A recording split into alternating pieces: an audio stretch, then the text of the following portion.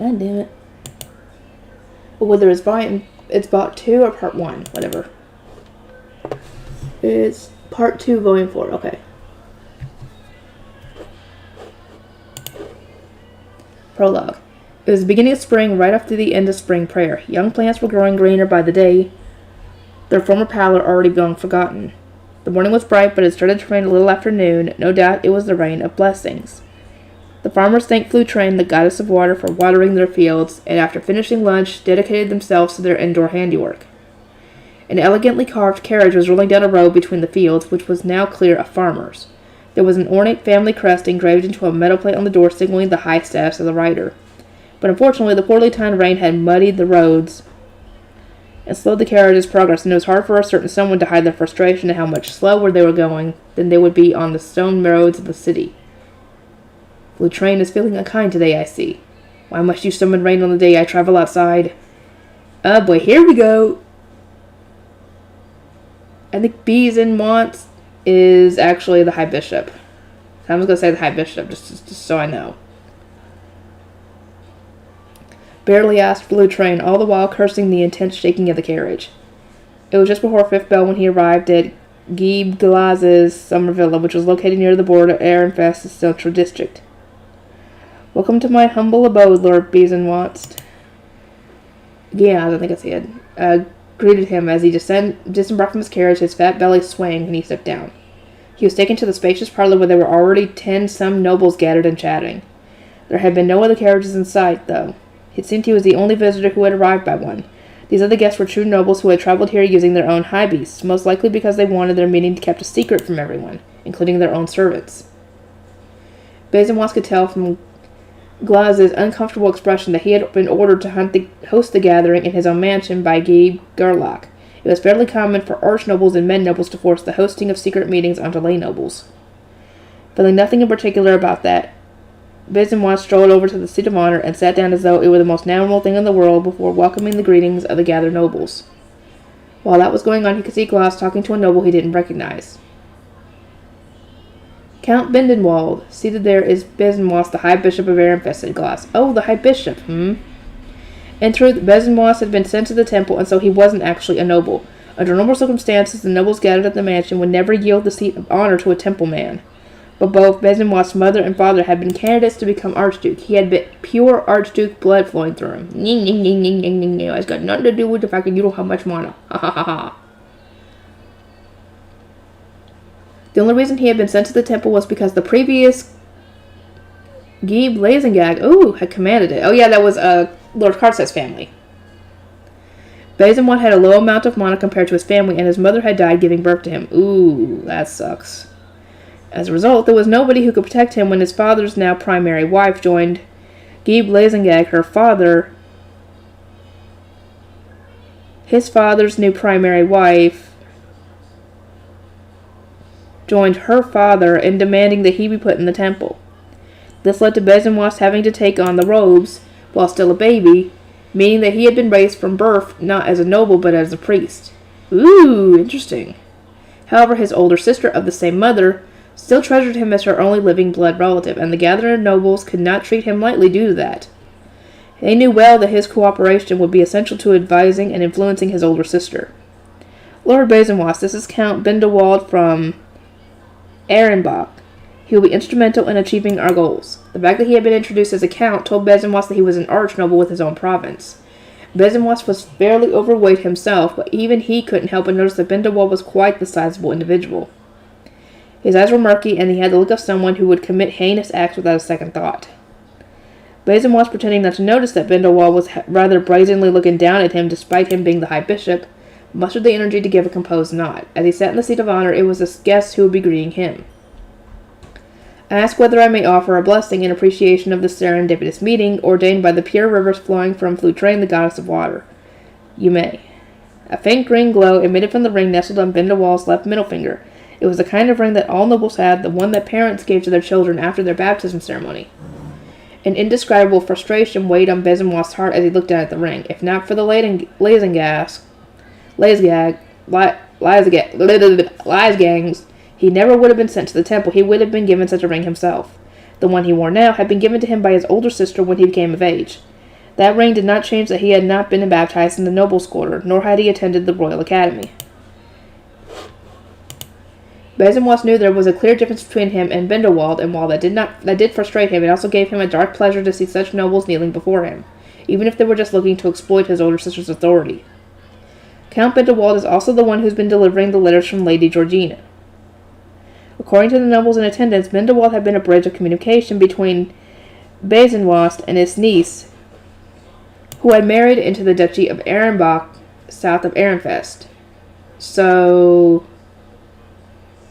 Lady Georgine is his niece, and I'm assuming she's the Archduchess of Ehrenbach, or whatever, or part of Ehrenbach anyway. Despite having been asked by his niece to fill several chalices with mana, Besenwas had never ever met with the Giebs of Ehrenfest, who served as middlemen. He had never met any Ehrenbach nobles in person before now. I pray that Dragonar, the goddess of time, has woven our threads of fate tightly together. Even though none of them truly intended to offer prayers to the gods, their lunch began with a number of such blessings as finely mellowed whiskey was brought out. As the amber-colored liquid was poured into each person's cup, its sweet scent spread through the room.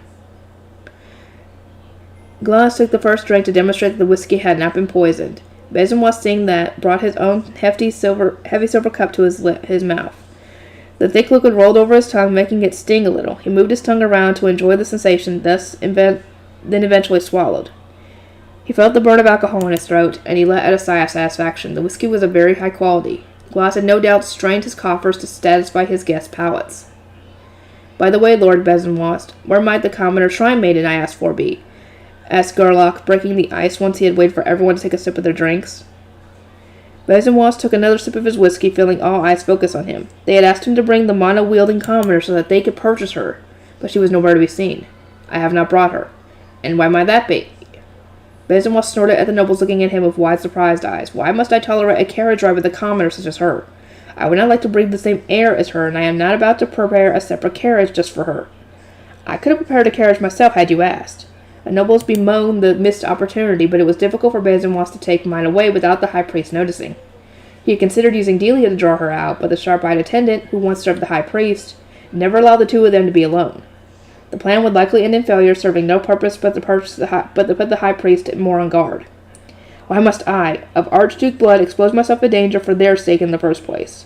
Besenwas thought as he prepared to shift the blame on the Gerlach, having already planned out his excuses. They are much more on guard now due to the failed attempt during spring prayer. We should be thankful for the disaster I averted here. That is quite a shame. The plan was to use devouring soldiers borrowed from Count Bindewald to attack her carriage, but alas, the plan to kidnap mine during spring prayer had proven fruitless. Kidnapping an apprentice shrine maiden of commoner origin should have been trivial for magic-wielding nobles. The fact that they had failed was no doubt due to the high priest Ferdinand accompanying her. He was also a noble who could wield magic. We can blame that meddlesome high priest for this. It truly is a shame. I had hoped to make that commoner girl suffer, inflicting as much pain onto her and Lord Ferdinand as possible. Spat Viscount Daldolf, overflowing with rage toward both mine and Ferdinand. Her beloved son had been punished after being assigned to guard mine during a Trombe extermination mission in autumn. Besenwas had, at her request, complained to Ferdinand and asked his older sister to lessen Shikikoza's punishment, but in all honesty, he didn't really care what happened to him. Besenwas had been frustrated by Shikikoza's good luck and being able to leave the temple when the sovereignty's purge caused a political shift. Lord Ferdinand is a more formidable foe than we anticipated, it seems.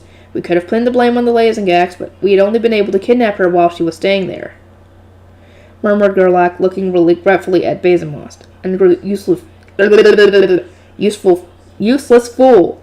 Besenwas spat on the inside. Had they successfully kidnapped mine during the spring prayer, he would have freed himself of that irritating commoner girl without dirtying his own hands, all while pinning the blame on the high priest. Besenwas had been eagerly awaiting news of trouble occurring far from the temple, but in the end they had safely returned by carriage. It truly was infuriating. We had even stirred the citizens near the border of our provinces to attack, but not a single one returned. They were all vaporized in the attack, despite the fact that half of them were Ehrenfest citizens. Bindewald said, which made Viscount Seitzen, the Gabe of the province bordering Gardunes, frown anxiously. That said, Viscount Gardun had said nothing of the citizens that disappeared en masse. Perhaps he didn't notice the attack due to its proximity to the border? That is quite strange indeed. Perhaps this attack had only harmed those from foreign duchies. Was that even possible? They wanted to know the details, but Viscount Garden was on friendly terms with the Lies gangs. He wasn't currently present and hadn't been informed of the spring prayer ambush. And as no survivors had returned, it was impossible to know what had happened there. Citizens were not the only ones who died. I lost half of my devouring soldiers. Some of them were fine men capable of using magic tools and wielding mana on the level of a lay noble. They were for doing dirty business while keeping my hands clean. Their failure truly is a shame. I have been hoping to buy the apprentice shrine maiden to restock their numbers. Bindewald said before giving a throaty laugh. It sounded horrible, like a burping frog. Basinwas gave a slight grimace, a sign he would rather not sell mine to him. Wow! So he does have some kind of conscience. He would rather not sell mine to this guy. Somewhat. A little bitty bit. Like a grain of salt. Or an atom. The nobles gathered around Bendewald, looked at each other, then all tried to persuade him with fake smiles. Lord Basinwast, I would greatly appreciate your help as High Bishop in acquiring a submission contract with the Commoner Shrine Maiden. Your information and position would prove invaluable, said one noble. We can imagine that the commoner upstart is unbearable for you to be around. This is a deal in which we all benefit. Am I wrong? Well, the only one who doesn't benefit is mine, but still. It was true that mine was both unbearable and dangerous. Basinwas would be relieved to see her gone, and would love to see the face Ferdinand, her guardian, would make when she was taken. But Basinwas was not one to put himself at risk. It would take an enormous amount of luck and strategic will to avoid Ferdinand's inevitable attempts to take revenge on him for signing the Shrine Maiden's submission contract. We are dealing with a commoner here. She is not much different from the orphan Grey Robes. Do you disagree? Asked the noble. No, but she is not a Grey Apprentice. She has the mana befitting of one wearing blue robes. A normal commoner would not wield the power of crushing. As someone who had been hit with mind's crushing, Basinwas knew that her mana was reasonably strong. He had admittedly let his guard down, but she did not have the sparse amount of mana one would expect from a commoner devouring child her age. That was proven when she had performed the dedication ritual with Ferdinand, a ritual that could not be performed unless the two people involved had reasonably similar levels of mana. She is extremely rebellious, and would not like to face her crushing again. You all have magic tools to protect yourself, but I have no means of resisting another crushing. Why would I expose myself to such dangers just to sell an apprentice shrine maiden? Bindewald, who had been stroking his pudgy chin while listening, took a round cloth wrap something out of the pouch on his hip, then slowly unwrapped it with his plump fingers. This is a darkness phase stone for absorbing mana. The crushing of a mere commoner apprentice will mean nothing if you have this. Shall I offer this a gift to celebrate our acquaintance? Basinwas' lips curved into a grin as he stared at the pitch-black phase stone. No commoner child would be worth fearing with this in his possession.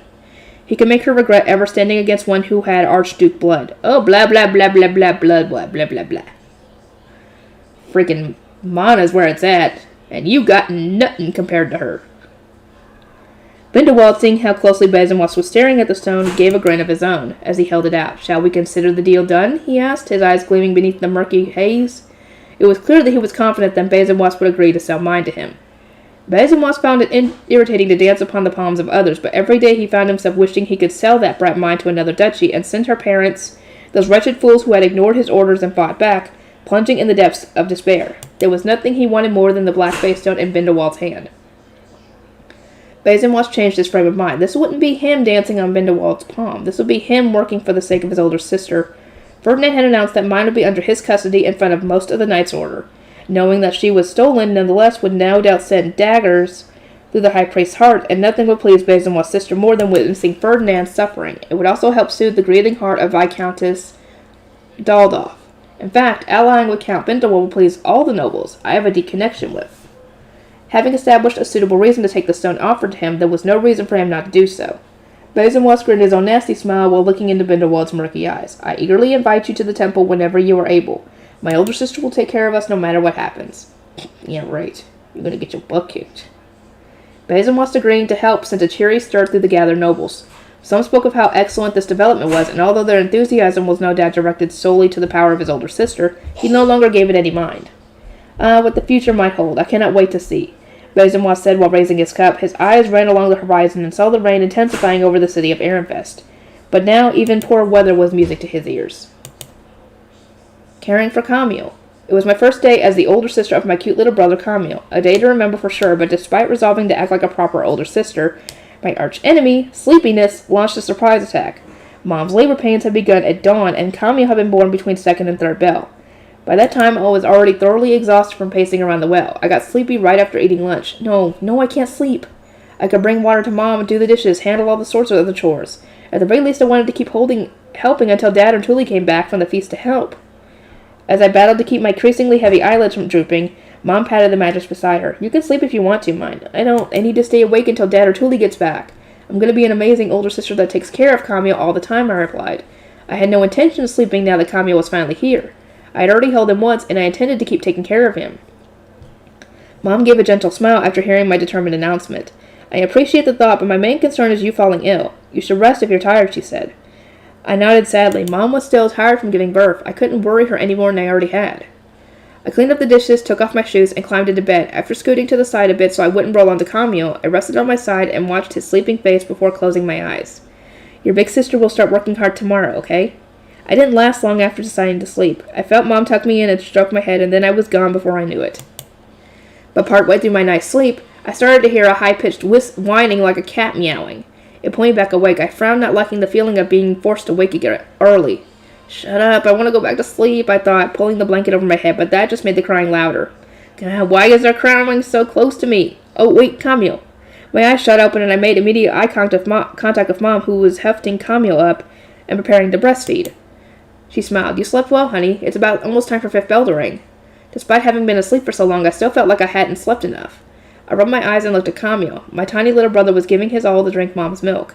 His sucking mouth, his unfocused, wandering eyes, and his teensy-weensy clenched fists were all super cute.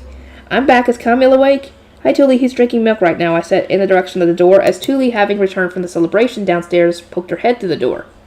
She walked over, sat on the side of the bed, and said, He really is tiny, while looking at Camille. You and mine were both this small, too, once, Mom replied with a smile. I really didn't know how to respond since I didn't remember that. Well, of course not. Camille moved his head away as if satisfied, and Mom patted his back gently. He let out a tiny burp. Not only were you slow and bad at drinking milk, mine, it always dribbled out of the corner of your mouth. And when you finally got it down, you'd suddenly throw up out of nowhere. Mom continued, her face crinkling up as a nostalgic smile as she looked at me. She was basically saying that I was a handful from day one, so I pouted and pursed my lips in a pout. I don't know what you expect me to say about that. I was just a baby. Well, began Tuli, you still eat really slowly, and when you eat too much, you groan about your stomach hurting. So I think you're basically the same way now. Tuli, that's so mean. Oh, but she's right, Mom chimed in. If she was going there, then I had something to say too. The bread we ate here was just way too hard. It was actually too hard to bite into normally, so I always had to soak it in my soup or drink first. Waiting for it to soften slowed me down whether I liked it or not. That's all. I only ate slow because the bread was hard. It wasn't my fault. Hey, can you blame the bread when you're the only one who eats slow, mine? It takes you so long because you leave it in your soup till it gets all soggy. Well, that's because it's too hard to eat otherwise. I felt like I was even worse at chewing now that I had gotten used to the fluffy bread we had in the temple.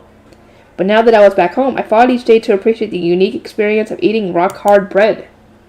As Tuli and I kept up our back and forth, Mom waved us away with a wry smile. I think I need to change Camille's diaper now, so... Let me do it. I want to try, Tuli said with shining eyes before beginning her attempt to change his diaper. I watched closely, hoping to learn how it was done so I could help one day, too, like a proper older sister. She removed the cloth wrapped around him, wiped his butt clean using that clean part, and then wrapped a new cloth around him. Done. Tuli let out a satisfied finished and beamed a smile. She had done it without much issue, and it sure seemed pretty easy to do. I'll try to do it next time. Tuli speedily tossed the balled-up dirty cloth into a basket before looking out the window at the blue sky. So, Mom, was that the last diaper we have for Camille? It's a little late in the day, but we'll get caught up in the rain if we don't wash them soon. Oh, you're right. We should hurry. Could you take care of what we have for me? I had Gunter put some strings in the kitchen to dry diapers, but they're a little high up. You'll have to ask him to hang them.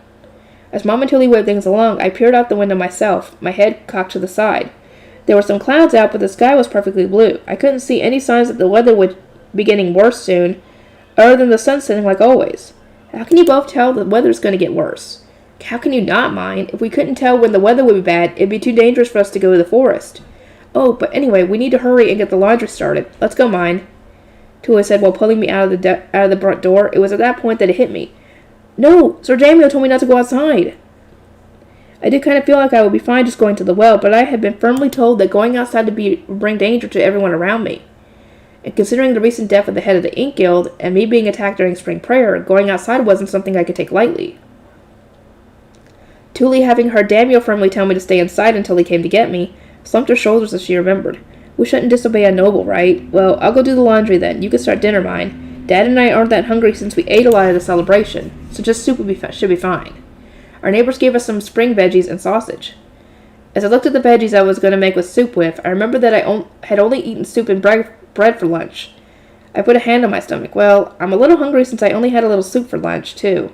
I hadn't eaten any of the meat everyone from the temple gave us, and we need to get Mom fed well so she can make lots of healthy milk. In other words, I was asking to eat meat. Tuli pulled into the storage room in response and said I could use the bird meat in there. Okay, I should just rub salt and herbs onto it, right? Tuli shook her head. Some herbs aren't good for people who just given birth. Just use the salt, she said, before heading downstairs with our laundry-filled tub and some soap. I preferred herb-seasoned meat to plain salted meat, which was a shame, but if Mom couldn't eat it, there was no point in me making it. If herbs out of the question, I should just use a little bit of Dad's wine, I said to myself. After seeing Tuli off at the door, I went back inside and headed to our winter storage room for the meat, then went to fetch Dad's wine from the kitchen shelf. He would always desperately try to stop me whenever he saw me getting the wine to use for cooking. He said my food tasted more than good enough even without the wine, but I knew he just wanted to keep as much wine for himself as possible. I don't care how much Dad hates it, I'm using this wine. There's a huge difference between meat prepared with wine and meat that isn't. After massaging the meat with wine and salt for a bit, I started chopping the usual vegetables. There was still a lot of dangerous ones that I found hard to prepare, but naturally by this point even I could tell the difference between safe and dangerous vegetables. Wait, am I worse at this because I've been in the temple so long? I exclaimed. My cutting rhythm was shaky and off since I had spent so many months, living the life an excessively pampered rich girl in the temple. My hand was shaking just from holding the knife. Oh, this sucks. I was at rock bottom before when it came to doing chores, and now I'm below even that. I need to make a habit of doing chores every day, I said, bemoaning my drop in skills while taking care not to cut my finger along with the vegetables. Oh, this is vargol. Sautéing these in butter is better than putting them in soup. Vargol looked like white asparagus on the surface, but flavor-wise it was more like baby corn. It tasted great and reminiscent of spring when boiled and cooked with butter or just mixed with cream. I'm back, Dad declared in a jovial, drunken mood. Tuli followed closely behind him. She had finished the laundry while I was cutting veggies. You go hang these, Dad. We'll get supper ready, said Tuli as she handed the newly washed diapers to Dad and went to put the tub back in the storage room. Dad spread out the diapers and hung them on the multiple strings stretched high in the air across the kitchen, close to the ceiling. I was a little bothered by the fact that he was doing that while I was cooking, but I had to suck it up since Camille needed dry diapers. If only it was sunny so we could hang them outside. Yeah, the rain sucks. It really gets in the way when we've got to dry these every day. Having a ton of diapers swaying all over the room was incredibly distracting. It just wasn't a sight I was used to, and only when they were spread out like this did I appreciate how invaluable dispensable disposable diapers really were. Not to mention that these weren't the white diapers I was used to from my Arano days. They were long strips of cloth made from sewn-together rags and had gotten soft and thin due to repeated washings, which was about the only good thing about them. I wanted to push for us to use something more hygienic, but we were just using what we had. Besides, I already knew that they'd say they didn't want to waste new cloth on diapers. That would end up getting just as dirty, just as filthy in no time at all. How far did you get, mine? I finished cutting all the vegetables I can cut. Looks like the season for veggies is almost over. They're pretty hard now, I said, showing Tuli the out-of-season vargals. That's because we're almost halfway through spring now. Vargals have a long time when last a long time when spring stays cold for longer, but I care more about being warm. There's more stuff to gather in the forest when it's warm. Tuli cooked the meat with salt and dressed it with the buttered sautéed veggies. Vargals. I used that time to make the spring vegetable soup. Mine, go call Mom, Tuli said. I stealthily slipped into the bedroom, trying my best not to wake Camille. Mom was sleeping next to him. Maybe it was due to the dark room making it hard to see, but she looked exhausted and kind of sick. I didn't really want to disturb her, so I silently stepped back into the kitchen. Tuli, it looks like Mom's asleep. That's okay, you don't need to wake her. Mrs. Carlo was talking about this. She said it's really important to give a mother as much rest as possible after a birth. Tuli explained as she set the table. It seemed the neighborhood wives had told her about a lot of stuff while she was helping with the birth. Mom looked like she would be out of commission for a decent while, which meant we need to cover for her as a family. You may not realize this since you weren't there, Mom, but Mom really had it rough when she was giving birth. She was bleeding a lot, and it sounded like it really hurt a lot. Tuli murmured, anxiously looking at the bedroom where Mom was sleeping. I had been sent away for this birth, and I hadn't witnessed any back in my Arano days either. I had read about them and heard about plenty, but I didn't know what a real birth was like.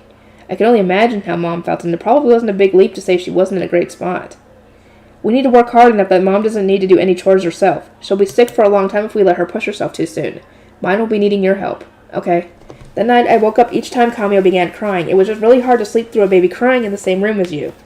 In the end, I was sure I had seen Mom breastfeeding Camille through blurry eyes on 4 separate occasions that night. Suffice it to say, I was sleep-deprived. My head felt fuzzy when I finally woke up for real. I think it'll only take a few days for you to get used to sleeping through the crying, Mom said while stroking my head with a worried smile. I replied that I definitely wouldn't get used to it that easily, but by the second night I managed to make it to morning without barely even registering the crying in the center of my mind. Mom, I felt like I've been way better at adjusting things than I thought. You're just like Dad, said Tuli while glaring at me through narrowed, sleep-deprived eyes. She pointed at Dad, who was still sound asleep. Okay.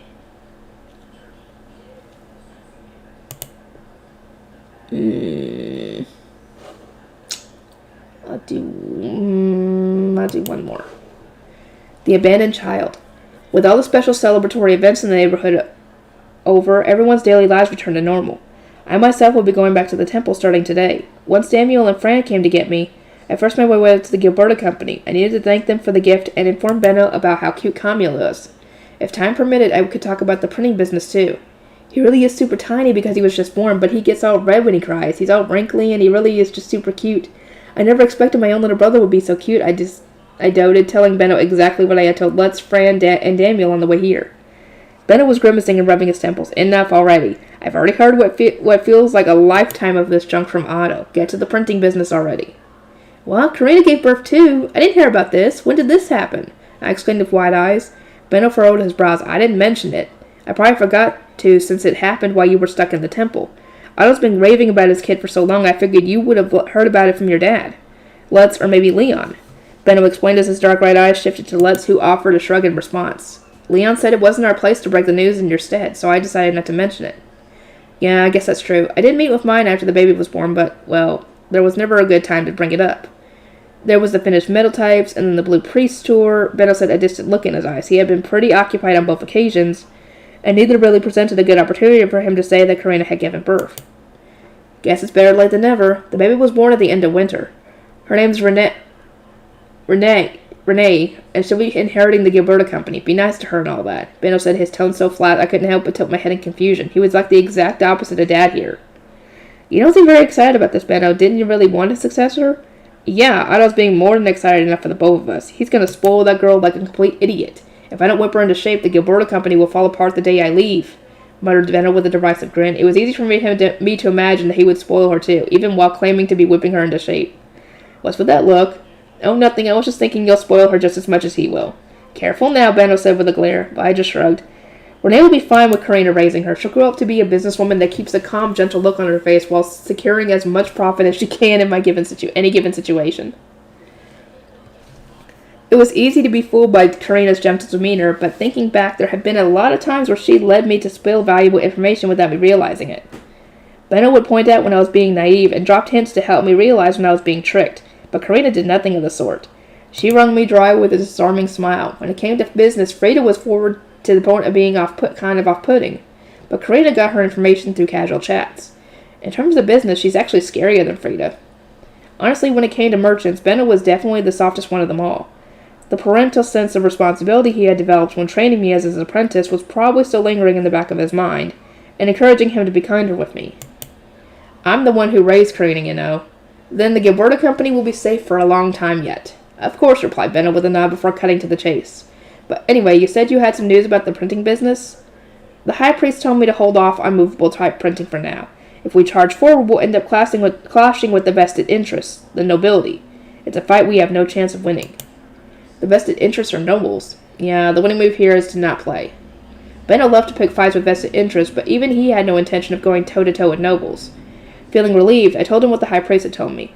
Most book copying is actually done by nobles, so it's important that I don't try to make thick, adult-oriented books packed with words.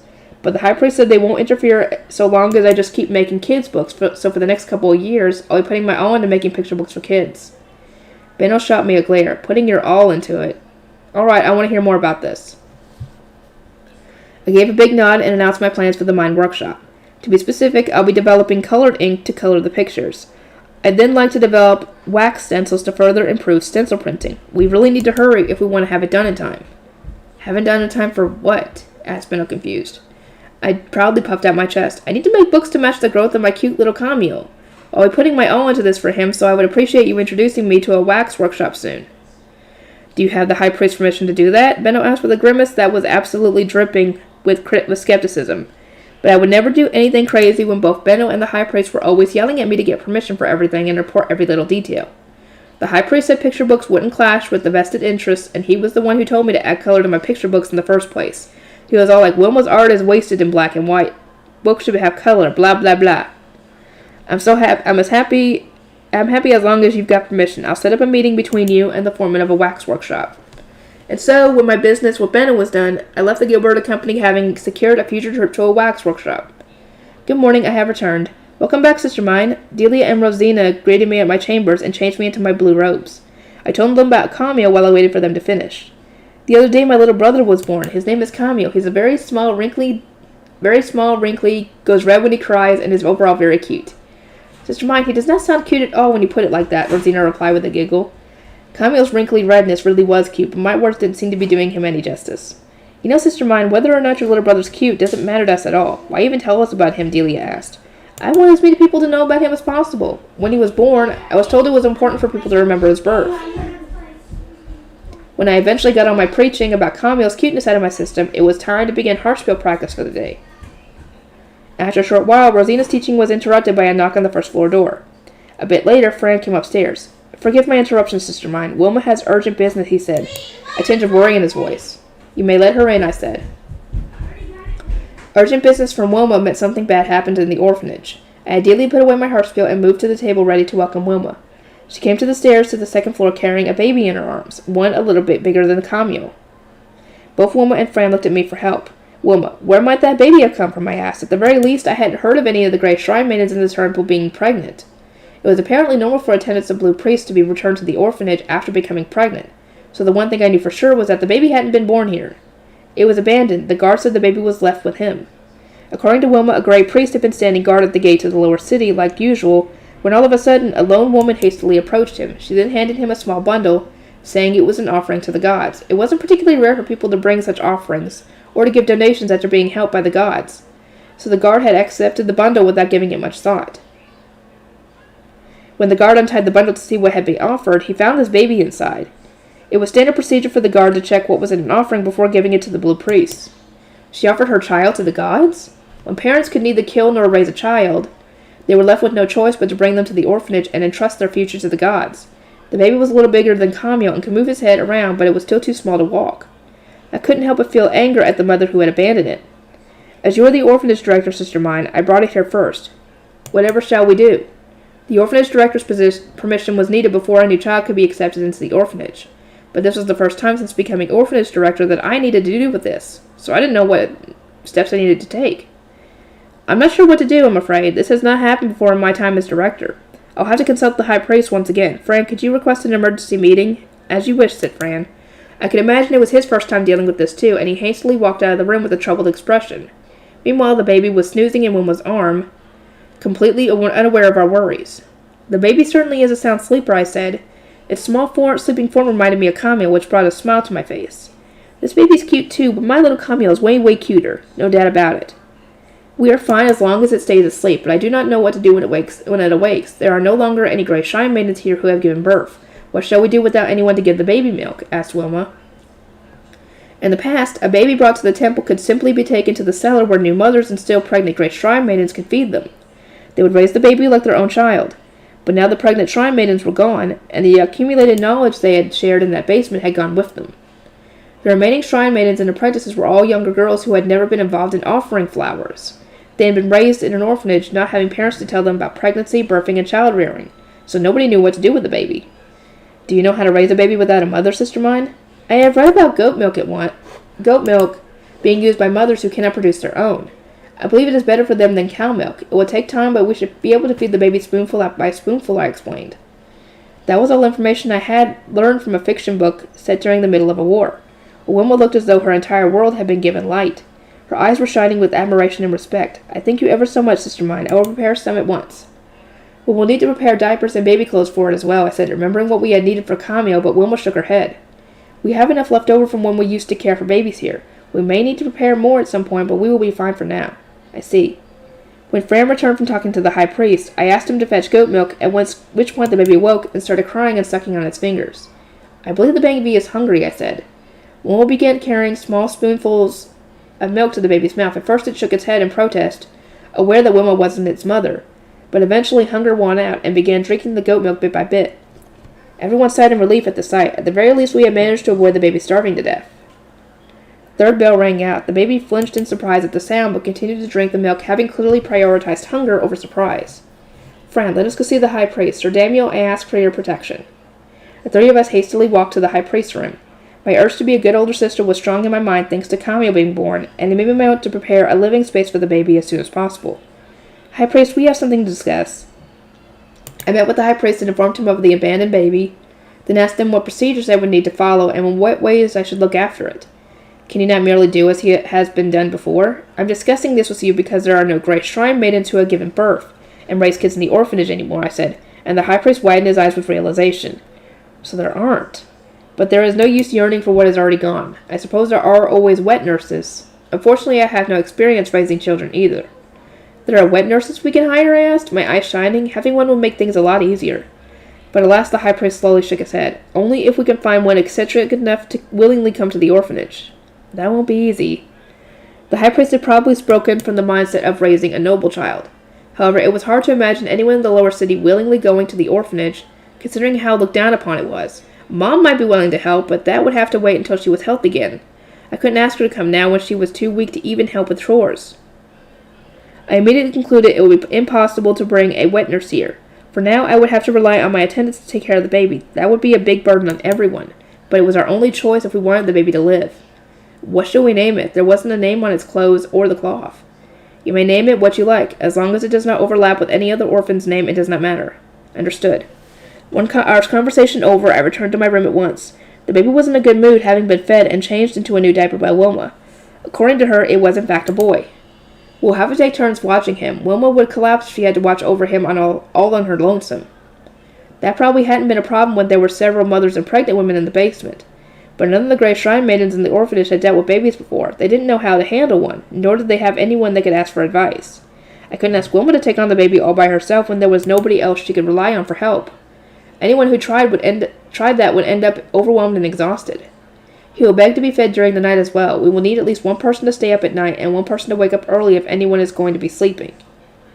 We decided that Wilma would watch him in the orphanage during the day, while the rest of my attendants would collectively watch over him in my chambers during the night. Rosina was already used to staying up late, so she would stay up later for him while Fran would go to bed early to wake up early as well. Once Delia awoke, she would then watch over him until Wilma came. Geez, why do I have to look after him? Delia demanded. Listening to my orders as her mistress were one thing, but to her, looking after an abandoned baby every day was something else entirely. I did understand how she felt, but the baby would die if we didn't look after him. I carefully looked at Delia. Was there something I could say here that would give her? I needed something that would make Delia actively want to look after the baby. I thought for a moment, then it hit me. Delia had looked envious when she said that she didn't know what a family was like. She no doubt had a strong attachment to the idea of having a family. I believe it is your duty to look after him, Delia. You are his big sister, after all. What? Big sister? Delia replied, looking between me and the baby with a dumbfounded expression. You are too young to be his mother, Delia, so what else would you be but his big sister? Please take care of him as you would a family member. He is your family now. My family? She repeated as if still processing what the words meant as she looked at the baby. I became a big sister myself just the other day, and now you are a big sister too, Delia. Shall we compete to see who can be the better big sister? I'm obviously going to win, Delia declared, puffing out her chest and giving it a confident thump. She would probably dedicate her all to looking after him now like a good big sister should. At heart, Delia was a straightforward person and a hard worker who didn't hesitate to dedicate herself to things. My other attendants watched Delia's sudden enthusiasm with clear amusement. But if a young girl like Delia would be putting her all into raising the baby, the burden on Fran and Rosina would definitely be lessened. First, let's decide on a name. It can't be one that someone in the orphanage already has, but other than that, it's up to us. Does anyone have any requests? I want him to have a name like mine, like family would, Delia said while peering eagerly at the baby in Wilma's arms. Hopefully that will make her more attached to him, I thought, while thinking of a name that sounded kind of like Delia. A name like Delia. What about Data or Dirk? Data, Dirk. I think I like Dirk. Delia said, her face radiating blatant approval. Dirk, it's me, your big sister. She continued, reaching out a hand toward Dirk. He gave a lopsided smile as she stroked his head. Did you see that, sister mine? He smiled. Wow, Delia, Camille only ever cries with me, I said, a little disappointed that Delia was already proving to be a more powerful older sister than I was. I resolved to look after Camille as much as I could once I was back home to raise my own big sister power. But Mom and Tuli were doing so much by themselves that there was barely anything left for me. It didn't help that I didn't get some key aspects of changing diapers. Whenever I tried, Camille would start peeing for some reason, making a mess everywhere. Oh, I know that feeling. My nephews have done that to me before when they were babies. Oh, an abandoned child was given to the orphanage. It must be rough without a woman to look after him, Mom said while giving Camille milk. So, Mom, do you think there's anything I can do? Well, napping during the day will make night feeds that much easier. Why don't you try to make sure everyone look after the baby gets as much sleeping time as possible? Her advice came from a place of much experience, so I gave a big nod. Okay, I'll learn to change Camille and Dirk's diapers so you and everyone else can take more naps. Please do. I don't have very high hopes, though, Mom said with a smile. When I went to the temple the next day, Fran and Rosina both looked exhausted. It really was difficult for them to switch up their normal sleep patterns to feed Dirk goat milk throughout the night. They would need to nap during the day, no doubt about it. Fran, Rosina, please nap for about a bell after eating breakfast. Use this time to rest since you'll have to wake up during the night. As you wish, thank you, replied both Fran and Rosina, looking relieved. It was hard work for mothers to look after their own children, so looking after someone else's baby that showed up in the orphanage out of nowhere one day must have been especially tough. More importantly, sister mine, there's something wrong with Dirk, Delia said anxiously while looking at the baby. He was fast asleep, though I couldn't see anything wrong with him. It happened in the morning. Dirk started to cry, but as the milk wasn't ready yet, we let him keep crying, but then he got a fever and his cheeks started to bubble. He calmed down as soon as we gave him milk, but we have no idea what happened, said Fran, who had apparently seen it too. But Dirk's cheeks looked normal to me. I tilted my head in confusion. I think we'll need to hold off on the milk and let him cry a little more. I need to see this for myself before I can say anything. It is a shame that there is nothing here nobody here could tell us whether this is normal for babies.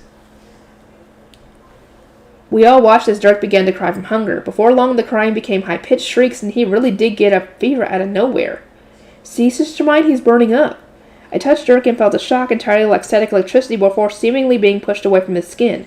Dirk's crying intensified. Sister mine, his cheeks had started to get bumpy again.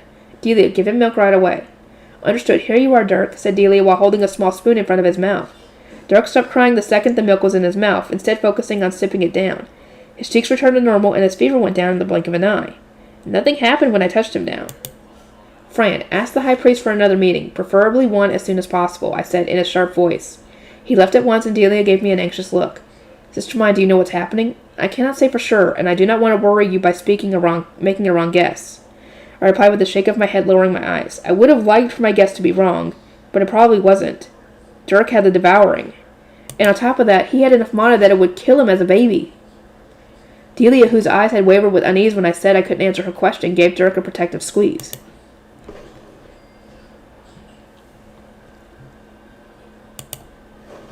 Oh boy. Volume 4, everybody. Or rather, Volume 7, I should say. Anyway, I'll see you guys next time.